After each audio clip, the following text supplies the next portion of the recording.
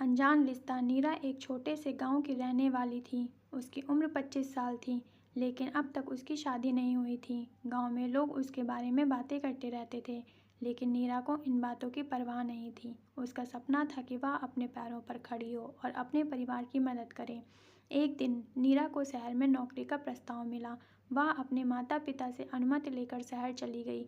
वहाँ उसे एक अच्छे परिवार में नौकरी मिली, जहाँ उसे बच्चों को पढ़ाना था। परिवार बहुत अच्छा था और सभी लोग नीरा का आदर करते थे। लेकिन नीरा की ज़िंदगी में एक अजीब घटना घटी। एक दिन वह अपने कमरे में बैठी थी। उसे ऐसा महसूस हुआ कि कोई उसके आसपास है। उसने सोचा शायद यह उसका वहम है और उसने इस बात को नज़रअंदाज कर दिया। लेकिन धीरे धीरे यह घटनाएं बढ़ने लगीं। कभी उसे कमरे में किसी के चलने की आवाज़ सुनाई देती, तो कभी उसे ऐसा महसूस होता कि उसे कोई देख रहा है। नीरा ने सोचा कि वह बहुत ज़्यादा काम करने के कारण थक गई है, इसलिए उसे ऐसा महसूस हो रहा है। लेकिन जब यह घटनाएं बार बार होने लगीं, तो उसने अपने दोस्तों से इस बारे में बात की। दोस्तों ने उसे सलाह दी कि वह किसी पंडित से संपर्क करें। नीरा ने पंडित जी से मिलकर सारी बात बताई। पंडित जी ने बताया कि यह कोई आत्मा है जो कुछ कहना चाहती है।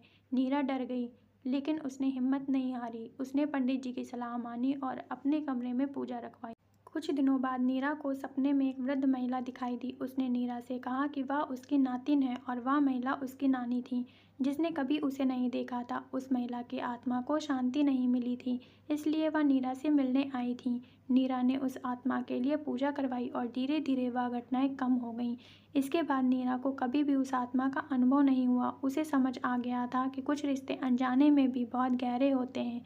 नीरा ने इस घटना से बहुत कुछ सीखा और उसकी ज़िंदगी में एक नई शुरुआत हुई।